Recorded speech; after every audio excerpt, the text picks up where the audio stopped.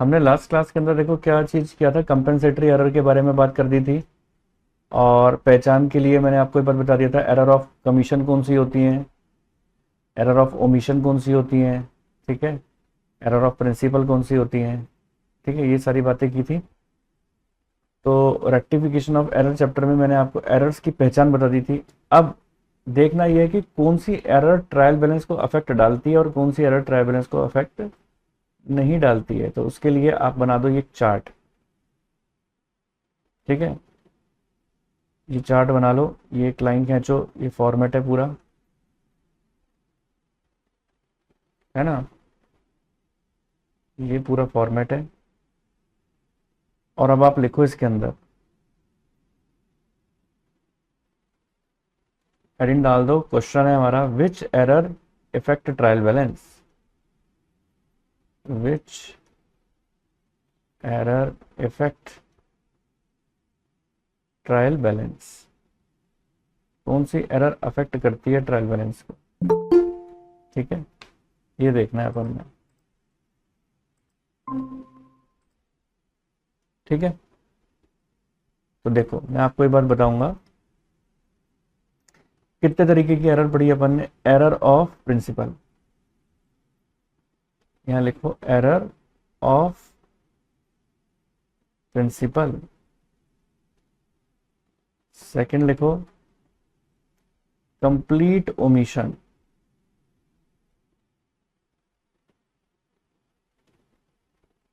फिर लिखो partial omission,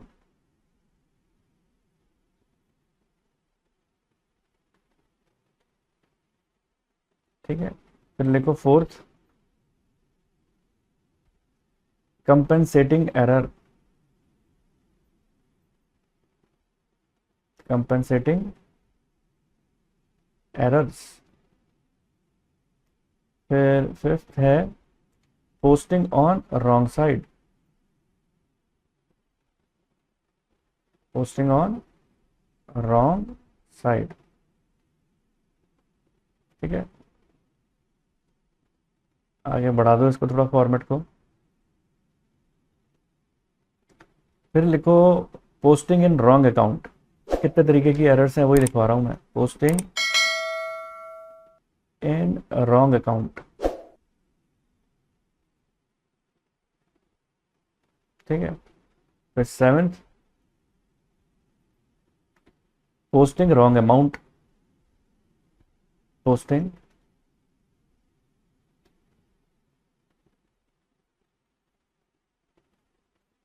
wrong amount, ठीक है। चलो अब इसको देखो कैसे लिखना है आपको। तो इसमें मैं आपको ये ऐसे लिखते चले जाओ, फिर समझाता हूं आपको। यहां पे लिखो ट्रायल बैलेंस और डैश, इस डैश के अंदर आपको क्या लिखना होगा, विल टैली और विल नॉट टैली, ठीक है, ये डैश और आगे लिख दो टैली। तो क्या लिखना है, ट्रायल बैलेंस, इस एरर से ट्रायल बैलेंस टैली होगा तो आप लिख दोगे यहाँ पे विल, तो यानी पूरी सेंटेंस क्या हो गया, ट्रायल बैलेंस विल टैली। और अगर टैली नहीं होगा तो इस डैश के अंदर क्या लिखोगे, विल नॉट टैली। तो हर के आगे अपन इसी तरीके से बना लेते हैं, ट्रायल बैलेंस डैश टैली, है ना। फिर यहां पर भी ट्रायल बैलेंस डैश टैली, सब पे लिख दो ऐसे, टैली टैली टैली, ठीक है। ट्रायल बैलेंस, इस एरर से ट्रायल बैलेंस टैली होगा या नहीं होगा, इस एरर से ट्रायल बैलेंस टैली होगा या नहीं होगा, इस एरर से ट्रायल बैलेंस टैली होगा या नहीं होगा, ये लिखना है अपन, ठीक है। ये अब एरर ऑफ प्रिंसिपल अगर आपको याद हो तो मैंने आपको इस शुरू शुरू में पढ़ाया था और ये बात बताई थी कि एरर ऑफ प्रिंसिपल से ट्रायल बैलेंस टैली होगा या नहीं होगा, ठीक है। तो हमने कौन सा एग्जांपल लिया था एरर ऑफ प्रिंसिपल में, याद दिलाता हूं आपको। एरर ऑफ प्रिंसिपल में हमने एग्जांपल लिया था कि आपने मशीन परचेज की थी, है ना, आपने मशीन परचेज की है, यानी capital expenditure treated as revenue expenditure, treated as revenue expenditure, ये था अपना। तो कैपिटल एक्सपेंडिचर क्या है? मशीन। अगर मशीन आपने खरीदी है और उसको आपने रेवेन्यू एक्सपेंडिचर ट्रीट कर दिया, तो यानी आपने उसको कहाँ लिख दिया? टू मशीन करके यहाँ लिख दिया। से 10,000 है तो 10,000 आपने अपने P&L में दिखा दिया, और बैलेंस शीट के अंदर आपने दिखाया ही नहीं। तो अगर आपने ट्रायल बैलेंस बनाया होगा, ट्रायल बैलेंस अगर आपने बनाया होगा तो ट्रायल बैलेंस में उसको आपने कहाँ दिखा दिया होगा? देखें, तो ट्रायल बैलेंस में मशीन आपकी एसेट्स होती है, ठीक है। अगर आप उसको बैलेंस शीट में दिखाते तो आप ये बात जानते हो कि एसेट्स को कहाँ दिखाते हैं? डेबिट साइड की क्रेडिट साइड? एसेट आप खरीद रहे हो, एसेट बढ़ रही है तो हम उसको डेबिट साइड में दिखाते हैं 10,000 को। लेकिन अभी आपने उसको एसेट ना ट्रीट करके एक्सपेंस ट्रीट कर दिया। अगर आपने उसको एक्सपेंस ट्रीट कर दिया तब भी हम उसको ट्रायल बैलेंस में तो डेबिट साइड में दिखाएंगे, क्योंकि एसेट्स और एक्सपेंसेस दोनों ही जब बढ़ते हैं तो हम दोनों को ही कहां पर दिखाते हैं? डेबिट साइड में दिखाते हैं। तो अगर यहां पर आप उसको एक्सपेंस मान लेते हो तब भी आप उसको डेबिट साइड में दिखाओगे ट्रायल बैलेंस में, और अगर आप उसको बैलेंस शीट मानते हुए एसेट में लिख देते हो तब भी आप उसको डेबिट साइड में दिखाओगे। यानी इस केस के अंदर तो देखा जाए तो जब कैपिटल एक्सपेंडिचर को रेवेन्यू एक्सपेंडिचर ट्रीट कर रहे हो तो ये एक एरर ऑफ प्रिंसिपल है, जो कि आपके ट्रायल बैलेंस को किसी भी तरीके से असर नहीं डाल रहा। अब यही अगर मैं मान लो रिवर्स ले लेता हूं, मान लो यही अगर मैं रिवर्स ले लेता हूं कि revenue expenditure treated as capital, revenue expenditure treated as capital, ठीक है। तो ऐसे केस के अंदर क्या होगा? जैसे मान लो रेवेन्यू एक्सपेंडिचर कोई है, एग्जांपल के तौर पे मैं बोलता हूं सैलरी। तो ये जो P&L अकाउंट के अंदर सैलरी दिखानी चाहिए थी, लेकिन आपने उसको क्या ट्रीट कर दिया? कैपिटल एक्सपेंडिचर ट्रीट कर दिया, और आपने उसको कहां दिखा दिया? जाके बैलेंस शीट के अंदर। कहां दिखा दिया? गलती से अनाड़ी अकाउंटेंट ने 2,000 रुपए, ठीक है। तो ऐसे केस के अंदर अगर ट्रायल बैलेंस के अंदर मैं अगर बात करूं, तो ट्रायल बैलेंस अगर आप बनाते हो तो वही इसकी दो साइड होती है, एक डेबिट साइड होती है, एक क्रेडिट साइड होती है। तो सैलरी आपको दिखानी चाहिए थी as an expense debit side में 2,000, लेकिन आपने उसको एज एन एक्सपेंस तो ट्रीट किया नहीं, आपने एज एन एसेट ट्रीट कर दिया। तो जब आपने एसेट ट्रीट कर दिया होगा तब भी आपने उसको 2,000 रुपये यहीं दिखाया होगा, है ना। तो अल्टीमेटली चाहे कैपिटल एक्सपेंडिचर को रेवेन्यू ट्रीट किया जाए या रेवेन्यू को कैपिटल ट्रीट किया जाए, फर्क कुछ पड़ने वाला नहीं है, फर्क कुछ पड़ने वाला नहीं है। यानी हम इस निष्कर्ष पे पहुंचे कि किसी भी तरीके से अगर एरर ऑफ प्रिंसिपल होगा, चाहे कैपिटल को रेवेन्यू ट्रीट करो या रेवेन्यू को कैपिटल ट्रीट करो, ट्रायल बैलेंस पे अफेक्ट नहीं आएगा।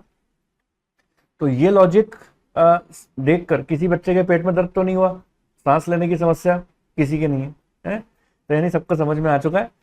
तो हम यहां पर क्या लिखेंगे? हम लिखेंगे यहां पर ट्रायल बैलेंस, क्या लिखोगे? टैली की not tally? Will tally, trial balance will tally. अपने पॉइंट आ रहा है, देखो यहां पर अब कंप्लीट ओमिशन की बात करूं। हालांकि देखो कंप्लीट ओमिशन मैं आपको समझा चुका था, याद दिलाऊं? देखो कंप्लीट ओमिशन की अगर मैं बात करूं तो यहां पर देखो ओमिशन पे जाते हैं। तो इसका मैंने आपको एग्जांपल दिया था, परचेज गुड्स फ्रॉम गोपाल। क्या दिया था? Purchase goods from Gopal 6,000। तो अगर हम गोपाल से परचेज कर रहे हैं तो आप इसको परचेज बुक में रिकॉर्ड करोगे, ऐसे एंट्री करेंगे ये। तो वो लिखा हुआ है यहां पर कंप्लीट ओमिशन का मतलब क्या चीज है? ये देखो, ना तो आपने लेजर में पोस्ट किया, ना आपने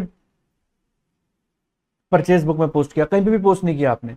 तो जब परचेज बुक में पोस्ट नहीं किया तब भी ट्रायल बैलेंस में नहीं लिखोगे। अब जब लेजर में पोस्टिंग नहीं हुई तब भी ट्रायल बैलेंस में नहीं लिख रहे। तो ट्रायल बैलेंस में तो ना तो डेबिट में एंट्री हुई ना क्रेडिट में एंट्री हुई, तो ट्रायल बैलेंस तो अफेक्ट ही नहीं आया ना। तो यहां पर भी हम क्या लिख देंगे कि ट्रायल बैलेंस विल टैली ऐसे केस के अंदर, क्योंकि ना तो डेबिट में एंट्री हो रही है ना क्रेडिट में एंट्री हो रही है। तो ऐसी परिस्थिति में अगर कंप्लीट ओमिशन होगा तो ट्रायल बैलेंस विल टैली। तो ऐसे केस के अंदर भी ट्रायल बैलेंस टैली हो जाएगा। अब हम पार्शियल ओमिशन की बात करें तो पार्शियल ओमिशन भी मैंने आपको समझाया था, दिखाऊं, ये देखो पार्शियल ओमिशन का क्या असर आता है, ये रहा। अब एग्जाम्पल के तौर पे जैसे मान लो आपने गोपाल से गुड्स परचेज किया, तो हमने परचेज बुक में तो एंट्री कर ली, ठीक है। परचेज बुक में जो आपने एंट्री की, इसको सीधा ले जाके आपने ट्रायल बैलेंस में जाके लिख दिया यहाँ पर डेबिट साइड में, क्योंकि एंट्री क्या करते हैं, purchase account debit to Gopal लिखते हैं ना। तो आपने परचेज बुक में एंट्री करने पर परचेज को डेबिट में जाके लिख दिया, लेकिन आपने लेजर में लिखा हुआ कोई एंट्री नहीं की, तो ऑब्वियस सी बात है अगर आपने लेजर में एंट्री नहीं की तो दूसरी जगह कोई एंट्री होगी ही नहीं। तो क्या लगता है, ट्रायल बैलेंस एग्री हो जाएगा, टैली हो जाएगा? जवाब है नहीं, ट्रायल बैलेंस टैली नहीं होगा। तो आप क्या लिखोगे यहाँ पे, पार्शियल ओमिशन के अंदर ट्रायल बैलेंस टैली नहीं होगा। तो ये क्वेश्चन आपके आएंगे, थ्योरेटिकल क्वेश्चन भी आ सकते हैं, तो हमको पता होना चाहिए trial balance will not tally. फिर आती है बात कंपेंसेटरी एरर की। ये देखो कंपेंसेटरी एरर, ये वाले एरर थे। कैसे एरर होते हैं कंपेंसेटरी एरर, जैसे आपने क्या एंट्री कर दी, एग्जांपल के तौर पे देखो मैं आपको बताता हूँ, गुड्स देखिए, those error in which effect of one error is nullified by the second error. एक एरर की इफेक्ट नलिफाई हो जाता है सेकंड एरर से।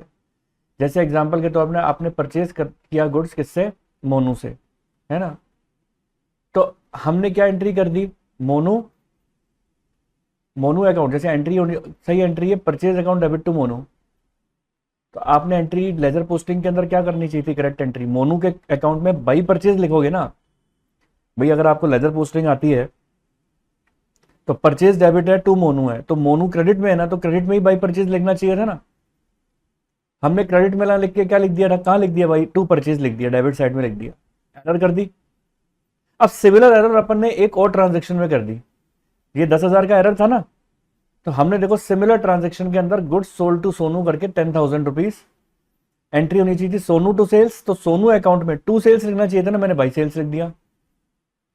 यानी परचेज की भी 10,000 की गलत आपने पोस्टिंग की, टू परचेज करके और बाई बैलेंस सीडी करोगे अगर आप 10,000 रुपए, तो ये बाई बैलेंस सीडी कहाँ जाएगा, मोनू के अकाउंट 10,000 डेबिट हो जाएगा, जबकि मोनू का होना चाहिए था, क्रेडिट होना चाहिए था ना।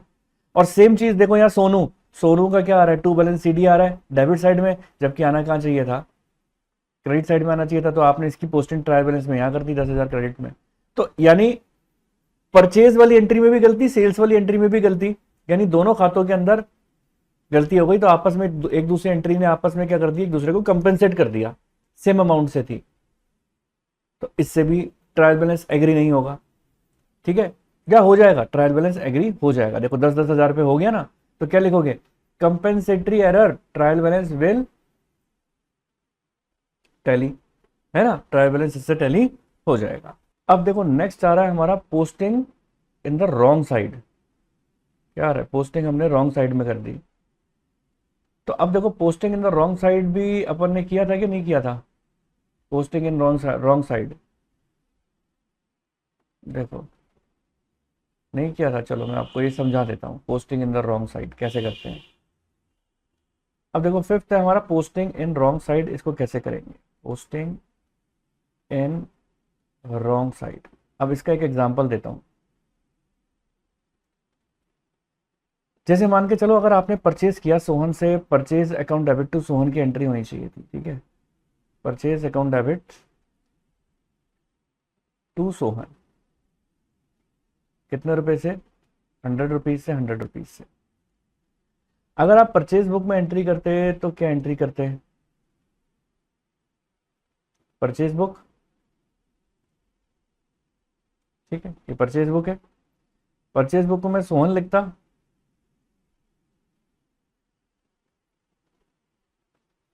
ठीक है, सोहन कितने रुपए से लिखूंगा मैं, 100 से,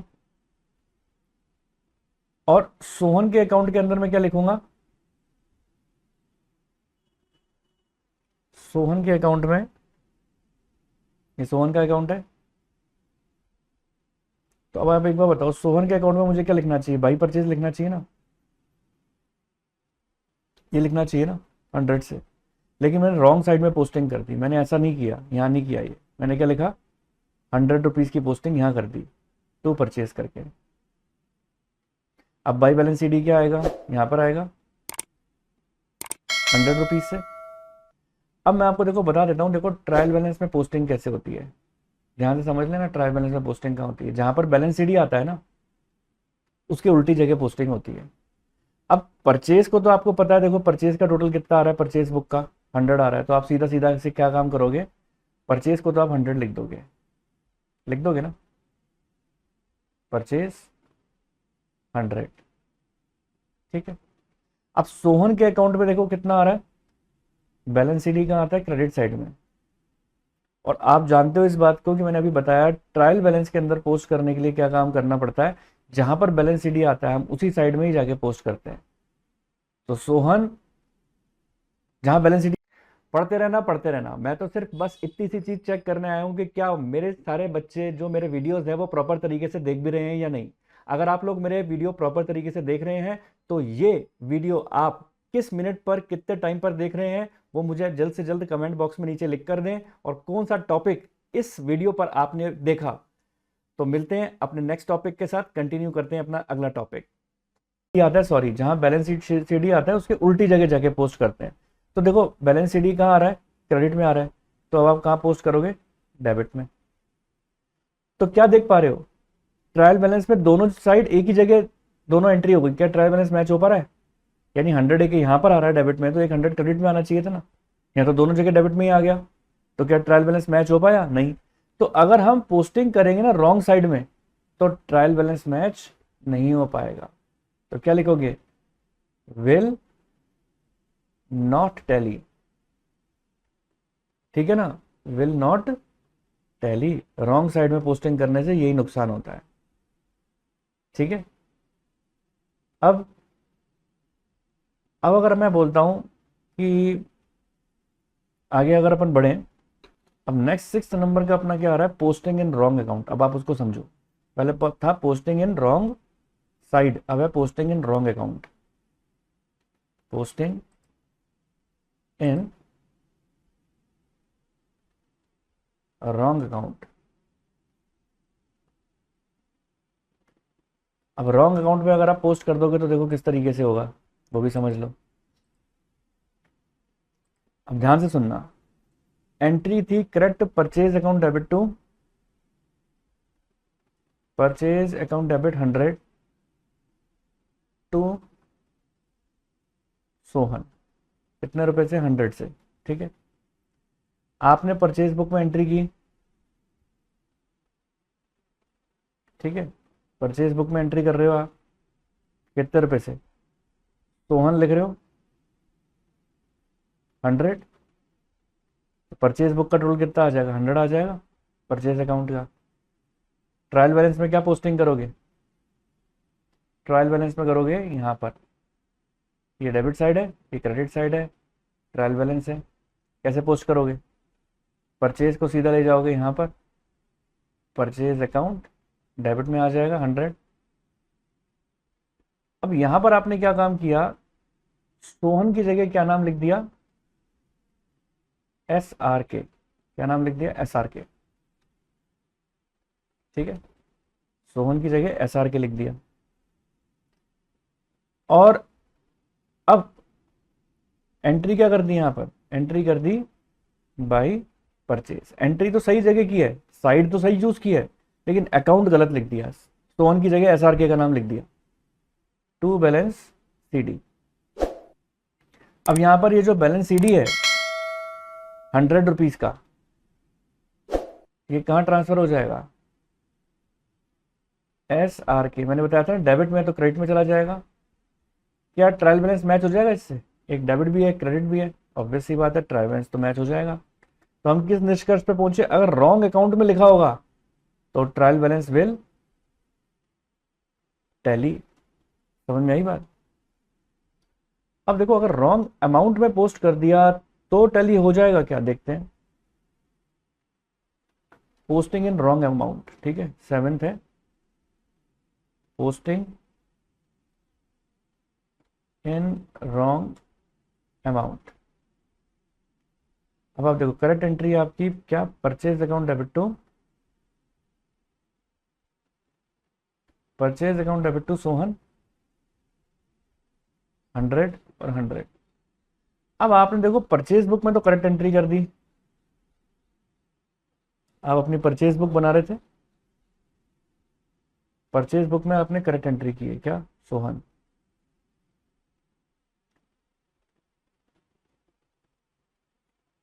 ठीक है, 100 परचेज अकाउंट। और इसको ट्रायल बैलेंस में ले जाके कहाँ दिखाया आपने?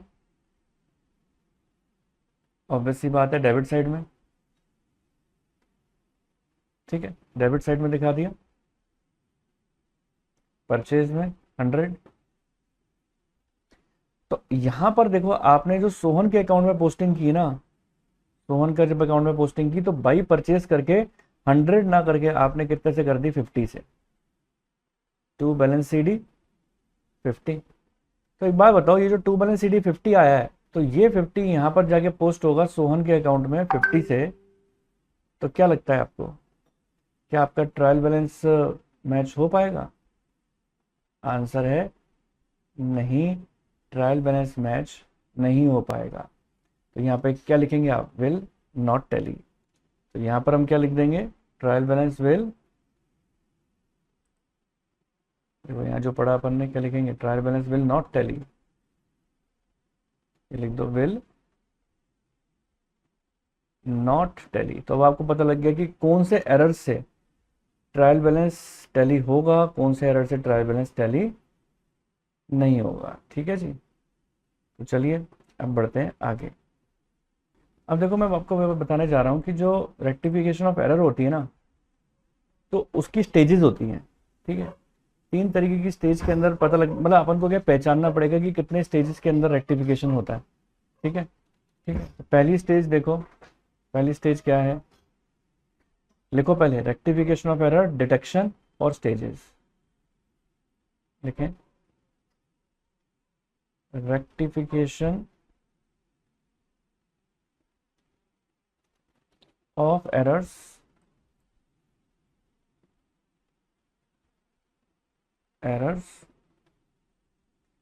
Detection and stages, detection oblique stages. अब कौन सी स्टेजेस होती है मैं आपसे देखो डिस्कस करता हूं, तब आपको बात समझ में आएगी। ओके, पहली लिखते जाओ फिर सब समझा दूंगा। पहली होती है before preparation of trial balance, before preparation of trial balance, यानी ट्रायल बैलेंस की प्रिपरेशन से पहले। ठीक है, तो अगर ट्रायल बैलेंस की प्रिपरेशन से पहले अगर आपको पता लग जाता है आपकी गलतियों का, ठीक है, तो ऐसे केस के अंदर नो जर्नल एंट्री, कोई जर्नल एंट्री अपन नहीं करते।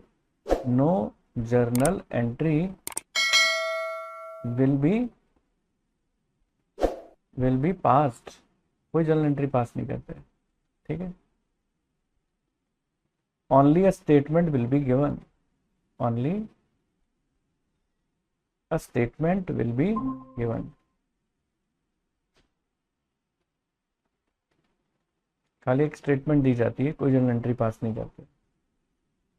ठीक है, सेकंड स्टेज के अंदर देखो क्या आता है।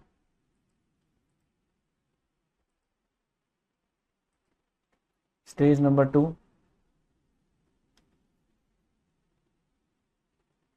After preparing trial balance but before financial statement. Heading डालो after preparing trial balance but before financial statement.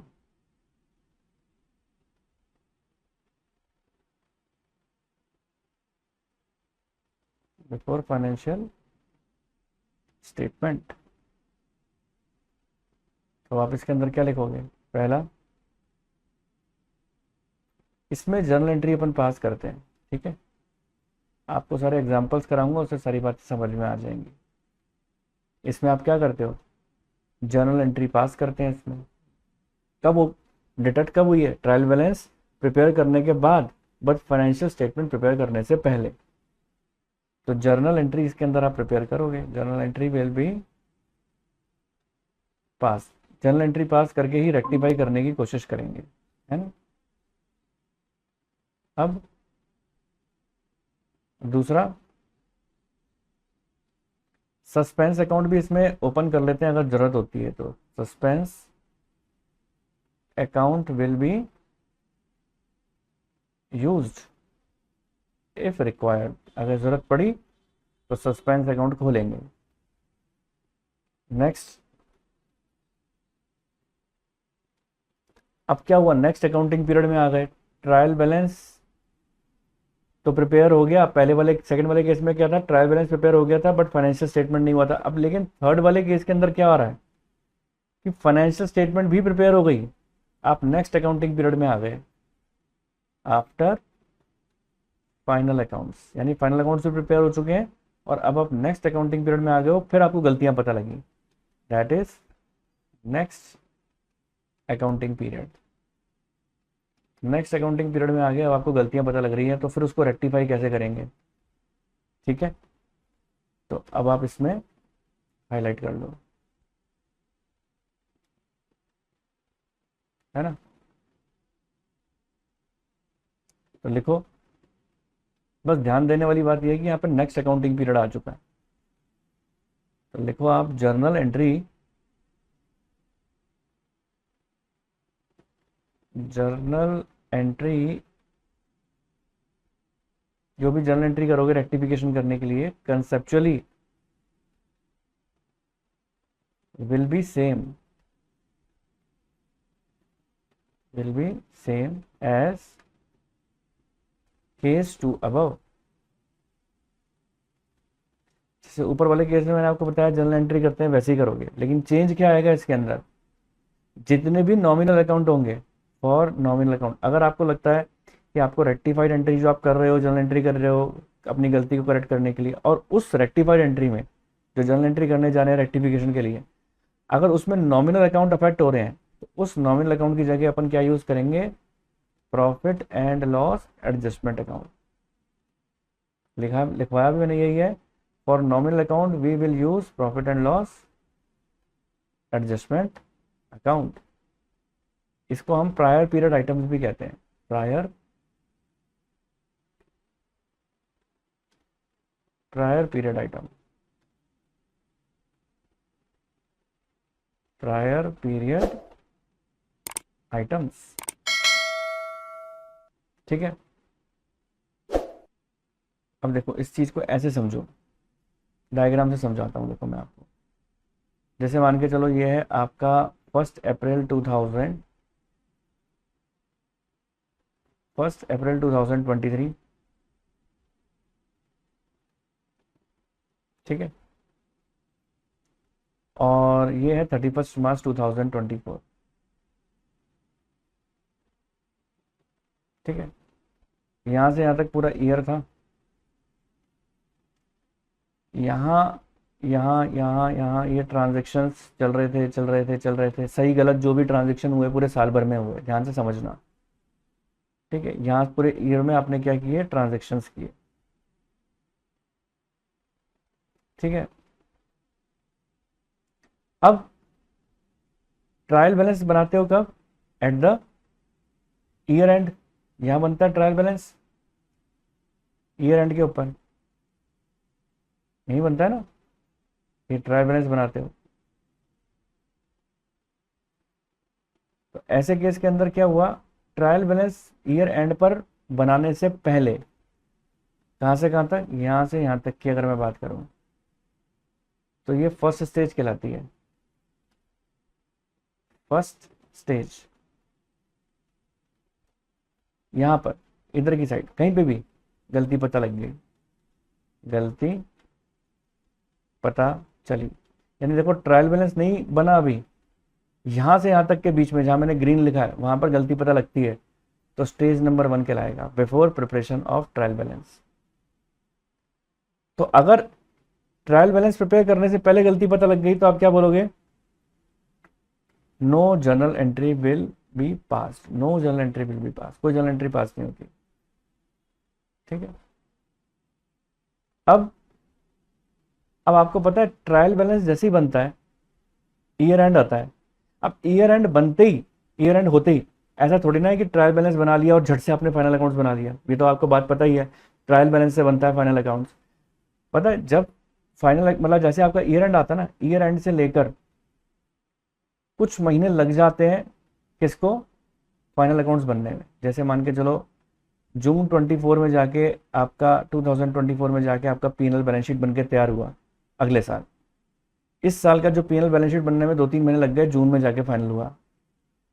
तो गलती मान के चलो अगर इस स्टेज पे नजर आती है ना यहाँ पर, यानी after preparation of trial balance 31 मार्च पे ट्रायल बैलेंस बन गया था, लेकिन फाइनल अकाउंट्स बनने से पहले अगर आपको गलती पता लग गई तो इसको क्या कहलाओगे, स्टेज 2 कहलाता है। क्या कहलाता है, स्टेज 2। और मान के चलो फाइनल अकाउंट्स भी बन गया, यहां पर जून में फाइनल अकाउंट्स बन चुके हैं और यहां पर अगर गलती पता लग रही है तो ये क्या कहलाती है, स्टेज, क्या कहलाती है, स्टेज 3। क्या कहलाती है, स्टेज 3। तो अगर स्टेज 1 है तो मैंने आपको बताया स्टेज 1 के अंदर कोई भी जर्नल एंट्री पास करने की जरूरत नहीं होती। ठीक है, ये देखो यहां बताया मैंने, ये फर्स्ट केस में no journal entry will be passed. केवल एक स्टेटमेंट बना दो और उस स्टेटमेंट से, स्टेटमेंट लिख दो और उस स्टेटमेंट से आपको रेक्टिफिकेशन हो जाएगा। ठीक है ना, ठीक है ना यहाँ तक। अब जैसे देखो, अब मैं आपको इसके एग्जांपल्स कराता हूँ तब आपको मेरी बातें समझ में आएंगी। ठीक है, तो देखो इसको पोस्टिंग देखो अपन कैसे करते हैं, ध्यान से सुनना। अपन इसकी पोस्टिंग करते हैं, आपको यहाँ पर जैसे देखो एक एग्जांपल देता हूँ मैं आपको। इस एग्जांपल को देखो, नोट करो, एग्जांपल नंबर 1 है।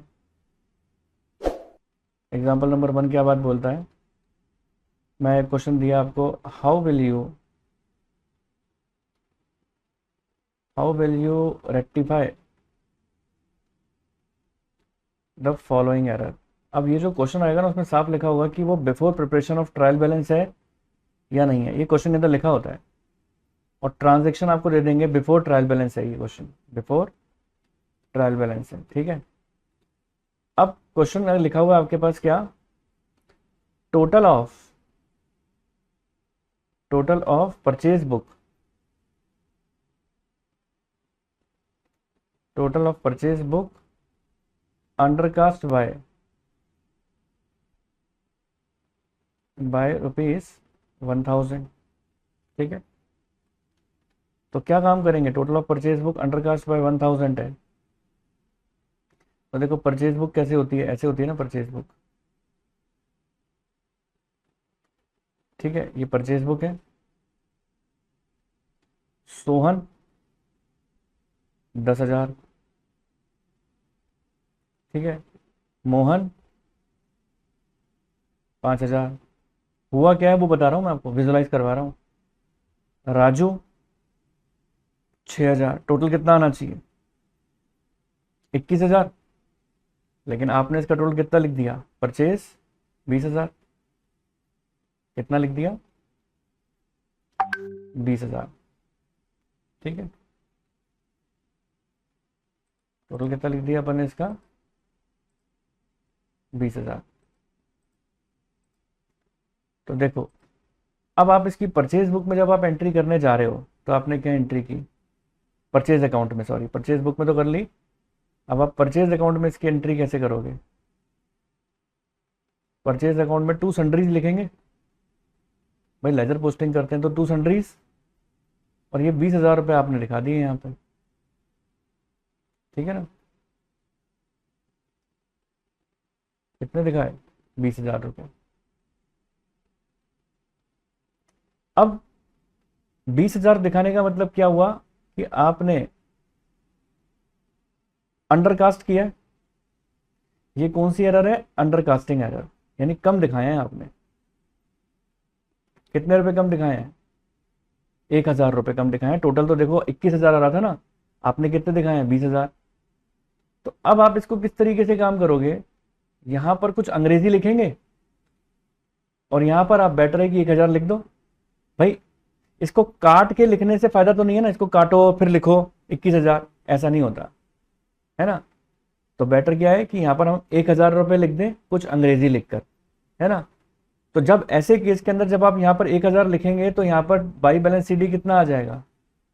यहाँ बाई बैलेंस सीडी कितना आ जाएगा? 21,000 आ जाएगा। तो अब जब लेजर में 21,000 आएंगे तो जब ट्रायल बैलेंस आपका बनेगा तो ट्रायल बैलेंस के अंदर जब आप ट्रायल बैलेंस बनाएंगे तो ट्रायल बैलेंस के अंदर अल्टीमेटली क्या होगा? जब जर्नल एंट्री तो की नहीं, लेजर में गलती थी, लेजर को आपने करेक्ट कर दिया, तो अल्टीमेटली यहाँ पर परचेज अकाउंट कितने से हो जाएगा? यहाँ पर अल्टीमेटली परचेज अकाउंट कितने से हो जाएगा? 21,000 रुपये से। कितने से हो जाएगा? 21,000 रुपये से। मानते हो, है ना। तो यहां पर वो क्या अंग्रेजी लिखे, ये जो अंग्रेजी है यहां पर वो क्या लिखे ऐसी, तो वही मैं आपको बात बताने जा रहा हूं। तो यहां पर टू करके कुछ अंग्रेजी लिखोगे। अब वो टू करके अंग्रेजी क्या लिखेंगे वो मैं आपको यहां पर लिखवा रहा हूं। और ये आपको सोल्यूशन ऊपर तो सारी बताने मतलब समझाने के लिए मैंने लिखवाया है। यहां पर लिखेंगे टू अंडरकास्टिंग, अपनी लैंग्वेज में लिखना है, अंडरकास्टिंग ऑफ परचेज बुक। कोई जर्नल एंट्री नहीं करनी होती, बस स्टेटमेंट बताना होता है। To undercasting of purchase book कितने रुपए? 1000 रुपए। ये अंग्रेजी लिखते ही आपको पूरे नंबर मिल जाएंगे, क्योंकि कोई जर्नल एंट्री हुई नहीं है। जब कोई जर्नल एंट्री नहीं हुई तो उसको रेक्टिफाई करने का कोई मतलब नहीं है, तो खाली स्टेटमेंट लिखकर हम ये बात बता देते हैं कि हमको किस तरीके से रेक्टिफाई करना है। तो इस तरीके के कुछ और क्वेश्चंस भी मैं आपको कराऊंगा। उम्मीद करता हूं यहां तक की बात आपको अच्छी तरह समझ में आई होगी। समझ में आ गई तो लाइक कर देना, चैनल पर नहीं हो तो सब्सक्राइब कर देना। मिलते हैं अपने नेक्स्ट वीडियो के साथ, तब तक के लिए ओके, टाटा, बाय बाय। तो उम्मीद करता हूं आप लोगों को मेरा वीडियो अच्छा लगा होगा, पसंद आया होगा। मेरा वीडियो अच्छा लगा, पसंद आया तो इसको लाइक कर देना, चैनल पे नहीं हो तो सब्सक्राइब कर देना और अपने फ्रेंड सर्कल के साथ ज्यादा से ज्यादा शेयर कर देना। तो जल्द से जल्द मिलते हैं अपने नेक्स्ट वीडियो के साथ, तब तक के लिए ओके, टाटा, बाय बाय।